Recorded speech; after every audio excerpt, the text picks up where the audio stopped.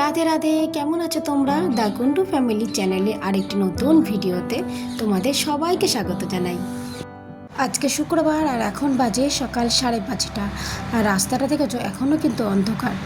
রাজস্থানে রাত হতেও যেমন সময় লাগে আর সকালটা হতেও সময় লাগে।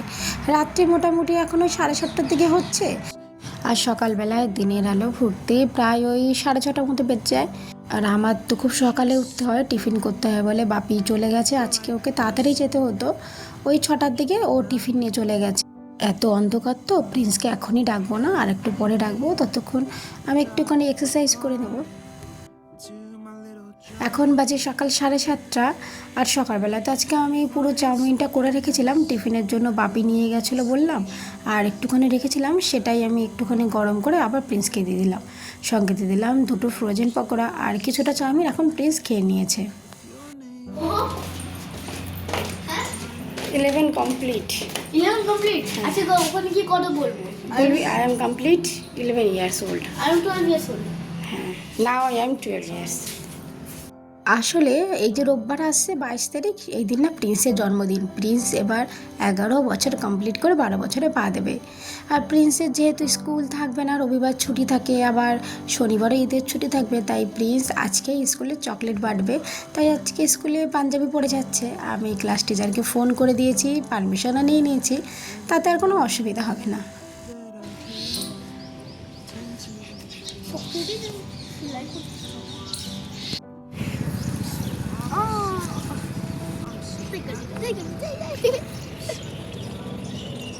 এমনিতে প্রিন্স নিচে একাই নেমে আসে, এই যে গাড়িটা রয়েছে তার পাশেই তো আমার বিল্ডিংটা, আর আমাদের বিল্ডিংয়ের একদম সামনেই বাস চলে আসে। তবে আজকে পাঞ্জাবি পরেছিল আর একটু ওর কেমন কেমন লাগছিল, তাই বলল মা তুমিও চলো আমার সাথে। আমি আবার রিভুকে নিয়ে চলে আসলাম, আর আমরা এখানে বসে আছি বাসের জন্য। আসলে জানো তো, আমরা তো সবসময় এক জায়গায় থাকি না, এক এক বছর এক একটা রাজ্যে থাকা হয়। গত বছর তো এই সময় বাড়িতেই ছিলাম, ছুটিতে গিয়েছিলাম। তো প্রিন্সের জন্মদিন বাড়িতে সেলিব্রেট করেছিলাম, লোকজন এসেছিলো, বাড়িটাকে সাজানো হয়েছিল। এই বছর তো আর কিছুই হবে না, তবে বাড়িতে যেটুকুনি পারি সেটুকুনি সেলিব্রেট করব। আর প্রিন্সের বাস চলে এসেছে, আবার চলে গেছেও। কালকে শনিবার, কালকে ঈদের জন্য ছুটি আছে, স্কুলও ছুটি, অফিসে ছুটি।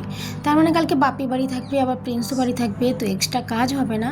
রবিবার তো প্রিন্সের জন্মদিন, একটুখানি ঘরে খাওয়া দাওয়া করে ওকে গুছিয়ে দেবো। তাই আজকে ভাবলাম যে ঘরগুলোকে একটুখানি গুছিয়ে নিই। এখানে আমি প্রথমে ডাইনিং হলটা গোছাতে বসলাম, কারণ আমার মনে হচ্ছে কি এইখানে খেতে দিলে সবথেকে বেশি ভালো হবে। আর জানো তো, আমাদের কোয়ার্টারে তো 2টো বেডরুম থাকে, আর 2টো বেডরুমে 2টো করে আলমারি থাকে।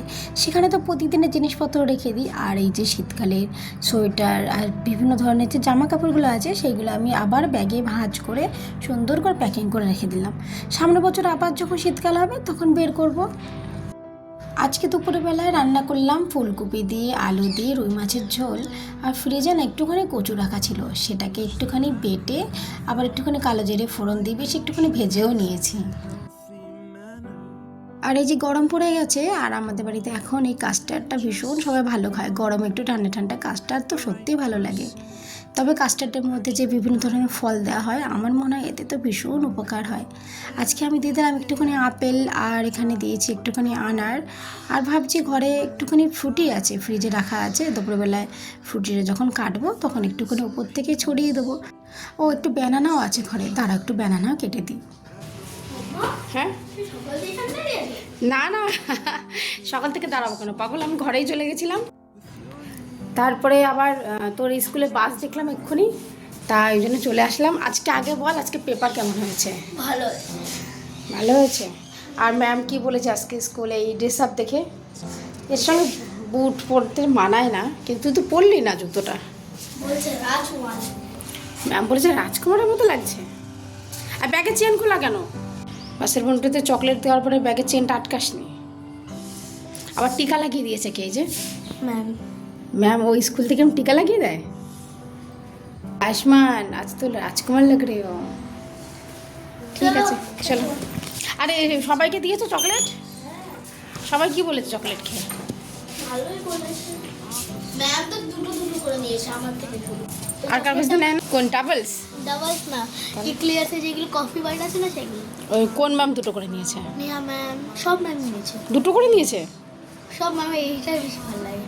আর আজকে না অন্যদের কাছ থেকে টিনা একটা করে নেয়। লাস্ট ডে তাই জন্য টিনা ম্যাম সবাইকে স্নিকার্স দিয়েছে। তো টিনা ম্যাম আর আসবে না? লাস্ট ডে তাহলে ম্যাথের পেপার কে দেখবে? ম্যাথের পেপার দেখবে, বাট এর পরে আর আসবে না, তাই হাফ ডে হবে না, তাই জন্য তো মানে আজকে একটুখানি ধনিয়া চিকেন রান্না করব। দুপুরবেলা ঘুমালাম না, সবাই তো ঘুমিয়ে পড়েছে, আর প্রিন্স গেছে একটুখানি অ্যাবাকাস ক্লাসে। মোটামুটি 1.5 ঘন্টা মতো সময় লাগবে, ততক্ষণে আমি রান্নাটা কমপ্লিট করে দেবো। ও আসলে আবার ওকে একটুখানি প্র্যাকটিস করাবো। প্রথমেই চিকেনটাকে আমি একটুখানি ম্যারিনেট করে রেখেছিলাম টক দই আর লবণ হলুদ দিয়ে।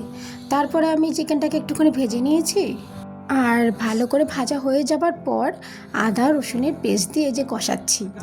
আমার মা জানো তো একটা কথা সব সময় বলে, যতক্ষণ তেল আর মশলা আলাদা হবে ততক্ষণ চিকেন কষাতে থাকবে। আর আমি সেটা সব সময় করি, আর এক্ষেত্রে দেখি রান্নাও কিন্তু খুব দারুণ হয়।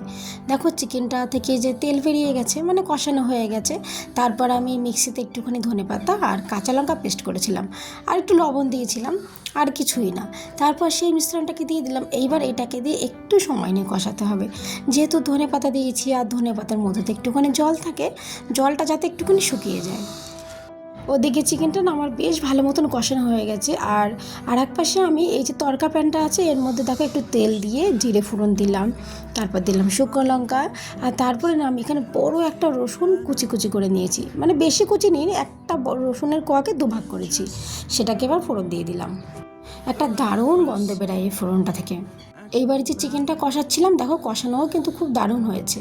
আর তারপরে এই ফোড়নটাকে দিয়ে দিলাম, আর তারপরে এই ফোড়নটা দিয়ে চিকেনটার সাথে একটু ভালো করে মিশিয়ে নিতে হবে। এখন গ্যাসের আঁচটাকে আমি একটুখানি কমিয়ে রেখেছি, তাহলে এই যে মিশ্রণটা আছে, মানে যেই ফোড়নটা আমি দিয়েছি, সেটা ভালো করে চিকেনের সাথে মিশে যাবে, তাহলে চিকেনের মধ্যে ফ্লেভারটা ঢুকে যাবে। চলো, আজকে আমার ধনিয়া চিকেন হয়ে গেছে, আর এই দেখো এটার ফাইনাল লুকটা কত সুন্দর হয়েছে না? তবে তোমরা যদি একবার বানিয়ে দেখতে পারো, দারুণ লাগে কিন্তু খেতে, রুটি পরোটা এমনকি জিরা রাইসের সাথে ভীষণ ভালো লাগে। আর জানো, আজকে প্রিন্সের পাপাকে বলেছি একটু নান রুটি নিয়ে আসতে, তো সন্ধেবেলায় নিয়ে আসবে। আজকে আর রুটি করার ঝামেলা যাব না, চিকেনটা হয়ে গেছে। তাহলে এখন আপাতত আমার রান্নাঘরের কাজ কমপ্লিট হলো। আর এই যে দেখো প্রিন্স আর ওর পাপা গিয়ে একটুখানি নান পরোটা নিয়ে এসেছে। এই যে মার্বেল রেস্টুরেন্টটা আছে না, যেখানে একবার আমরা গিয়েছিলাম, তা খুব ভালো হয় ওদের সমস্ত খাবার দাবার। তাই এই যে পরোটাগুলো নিয়ে এসেছে, পরোটাগুলো কিন্তু বেশ বড় হয়, এখানে একটা পরোটা দুভাগ করা আছে। এখন বাজে রাত এই 10টা মতো, আর আমাদের তো খাওয়া দাওয়া হয়ে গেছে, বিকালে তো রান্না করে রেখেছিলাম, তার জন্য অতটা আজকে লেট হয়নি। এমনি তো আমরা রাত 9টা থেকে 9:30টার মধ্যেই খাওয়া দাওয়া সেরে নিই। আর এখন আমরা রাত্রে রোজ খাওয়া দাওয়া করার পর একটু আধ ঘন্টার জন্য রাস্তা হাঁটতে বেরোই। আর এই সমস্ত না লোক প্রচুর থাকে পার্কে।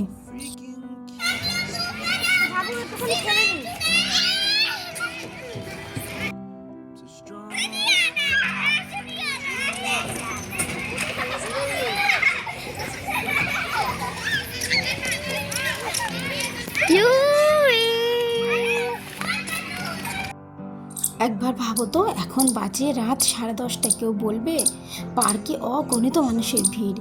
আসলে রাজস্থানে যে বললাম না, দুপুরবেলাটা প্রচণ্ড গরম থাকে, আর রাত যেই 9টা বাজা শুরু হয়ে যায়, 9টাও না, মোটামুটি 8টা থেকেই বেশ হালকা হালকা ঠান্ডা পড়া শুরু করে।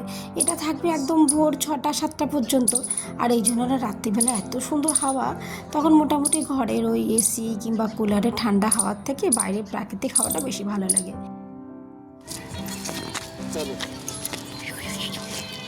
তুই শুধু বদমাইশি করিস।